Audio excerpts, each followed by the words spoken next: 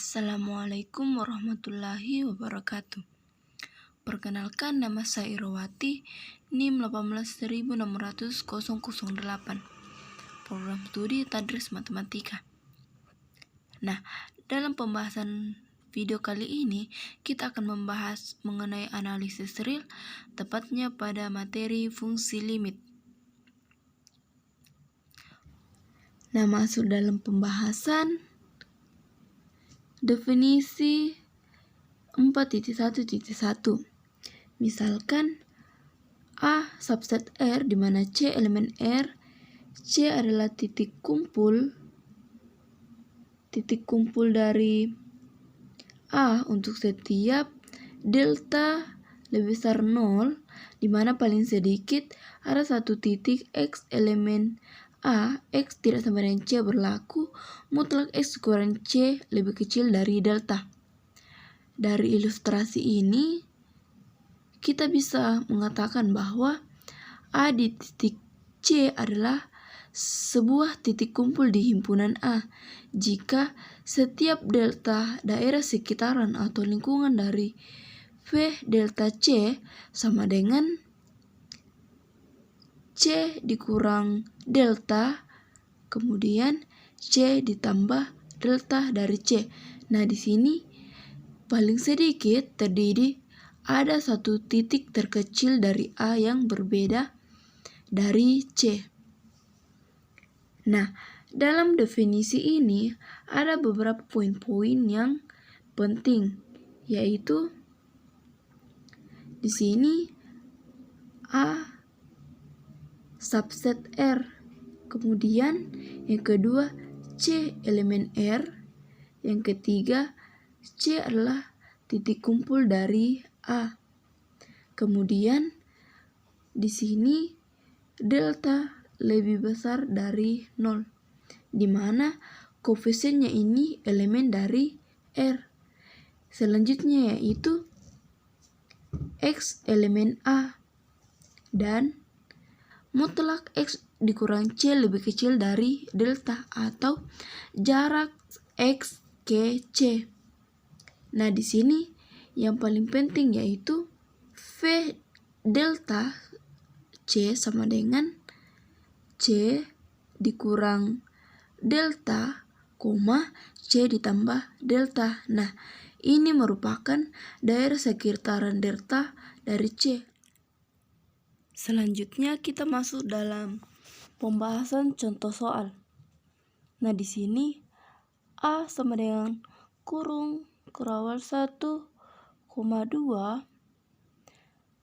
Buktikan A tidak mempunyai titik kumpul.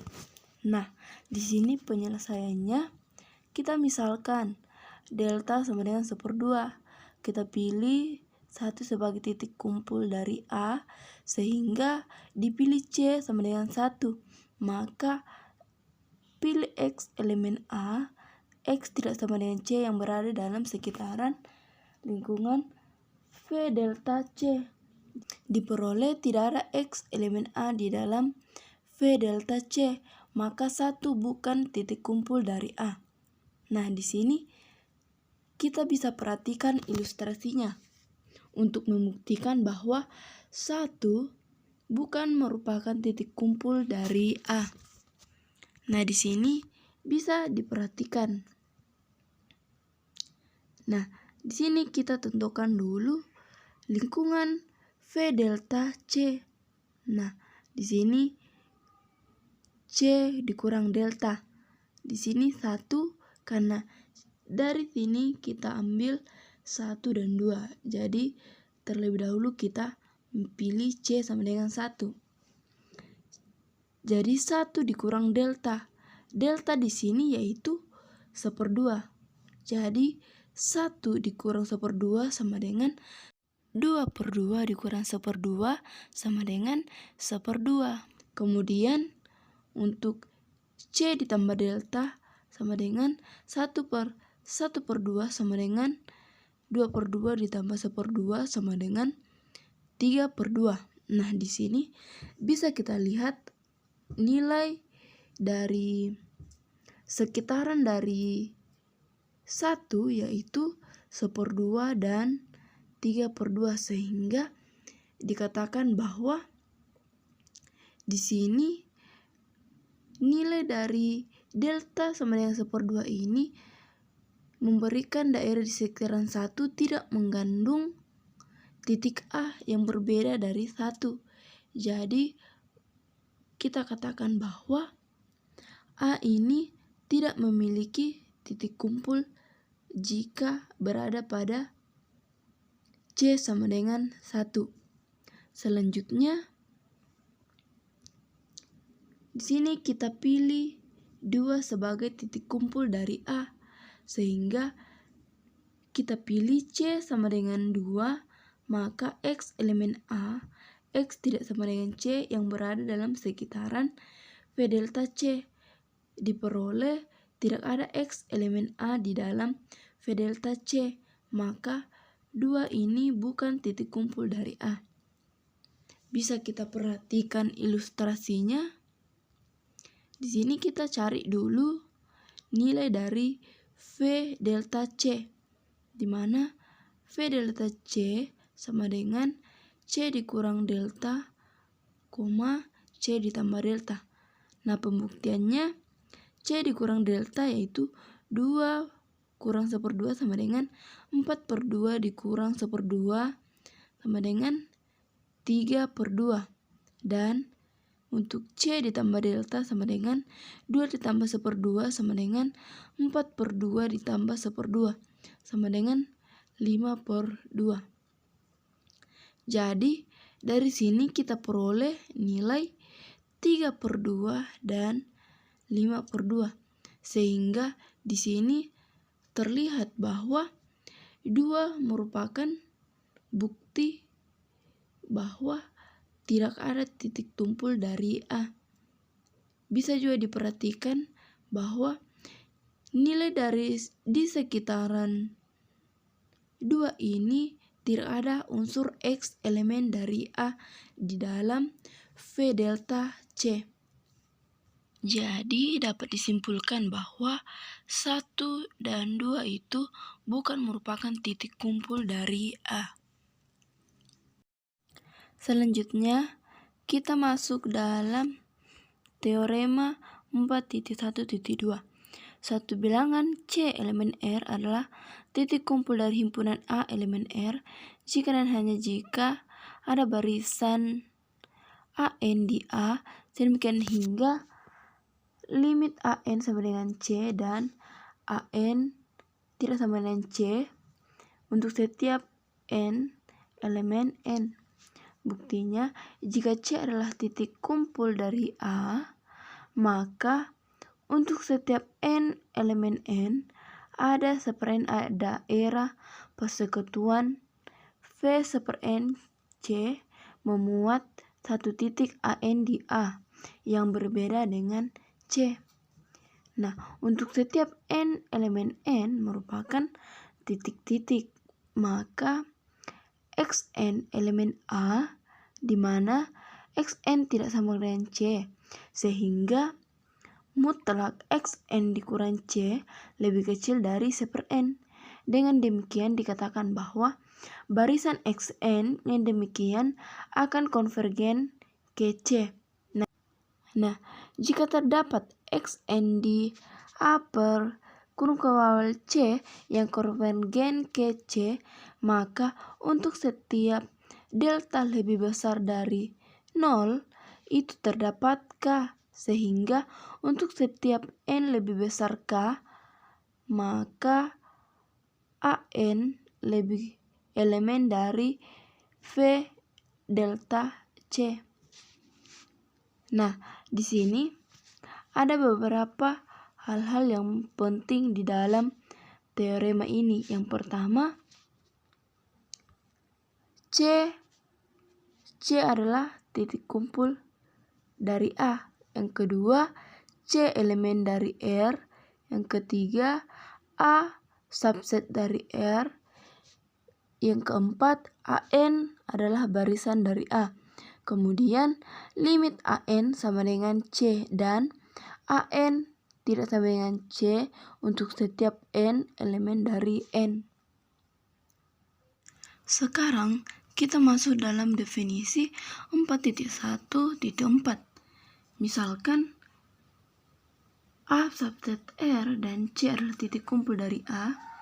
Untuk setiap fungsi F, A ke himpunan real atau bilangan real, suatu bilangan real L dinyatakan sebuah limit dari F pada C jika diberikan sebarang epsilon lebih besar 0, terdapat delta lebih besar 0.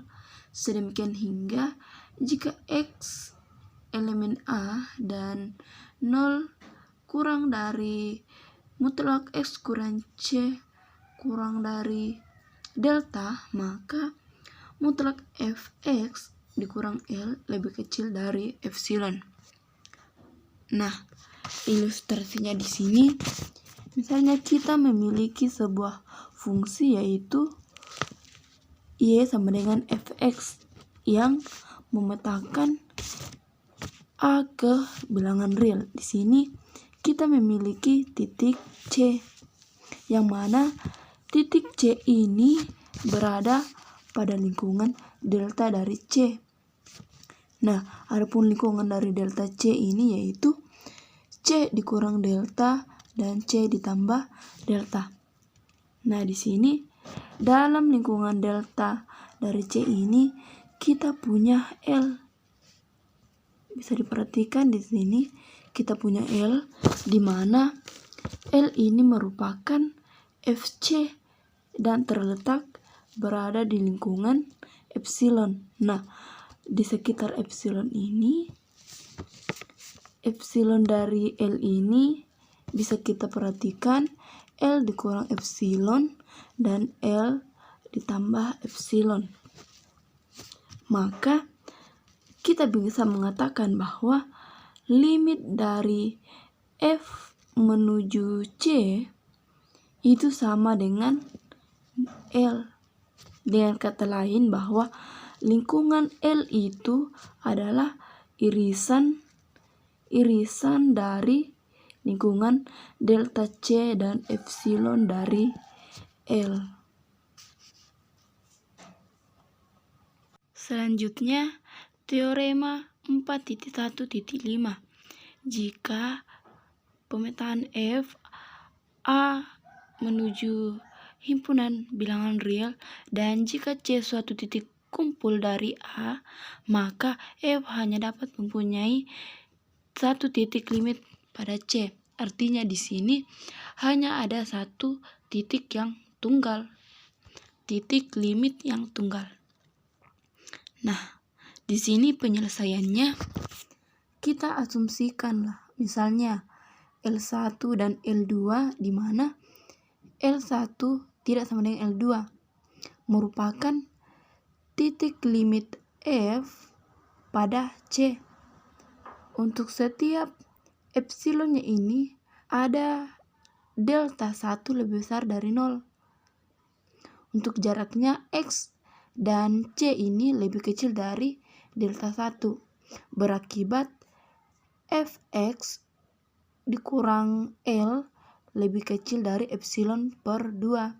Dan untuk setiap epsilon lebih besar 0 ada delta 2 lebih besar dari 0, sehingga jarak X dan C ini lebih kecil dari delta 2. Berakibat jarak dari Fx dan L ini lebih kecil dari epsilon per 2. Selanjutnya, dari kedua tadi hal di atas, yaitu untuk yang ini dengan ini,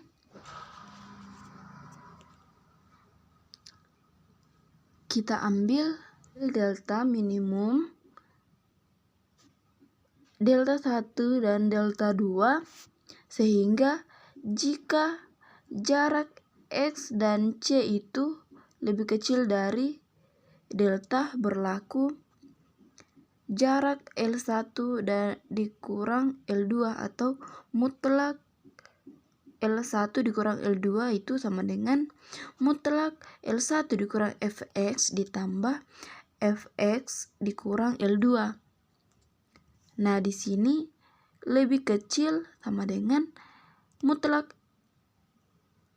dari L1 dikurang Fx ditambah mutlak Fx dikurang L2 sama dengan mutlak L1 dikurang Fx ditambah mutlak L2 dikurang Fx itu sama halnya dengan mutlak di sini tadi L1 dikurang L2 lebih kecil dari epsilon, sehingga L1 di sini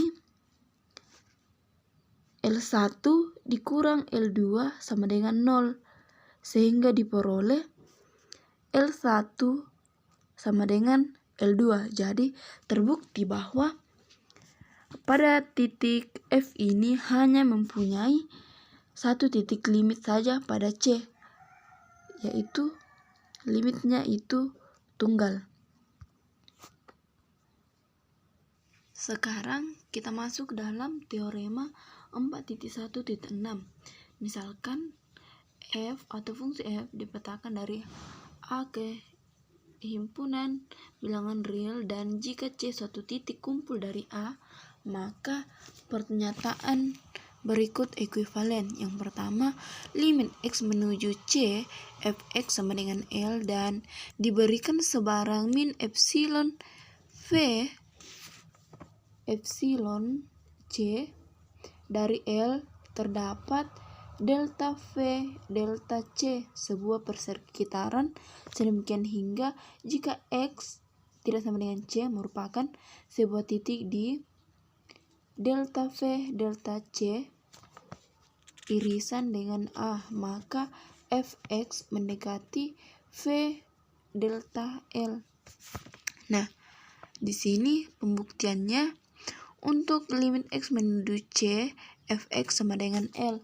Di sini kita akan membuktikan pernyataan bahwa limit X menuju C, Fx sama dengan L.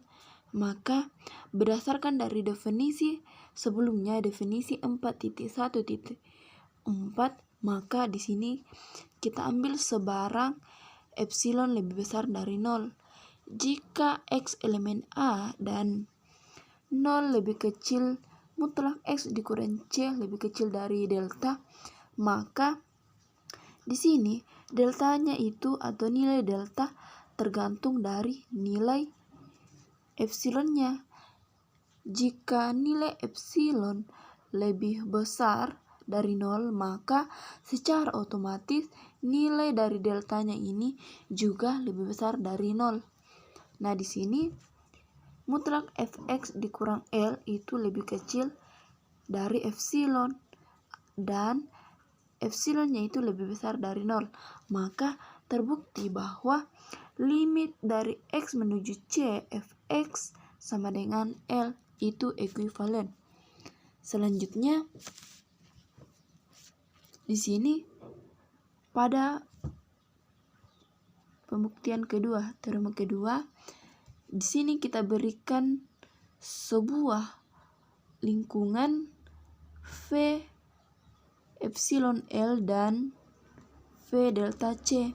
Nah, di sini di dalam lingkungan V delta C ini terdapat C. Kemudian misalnya diberikan lingkungan X, di sini terdapat lingkungan X yaitu X1 dan X2 di dalam V delta C. Misalnya jika X ini berada dalam lingkungan V delta C, maka nilai dari Fx-nya ini itu akan berada di sekitaran lingkungan dari V epsilon L.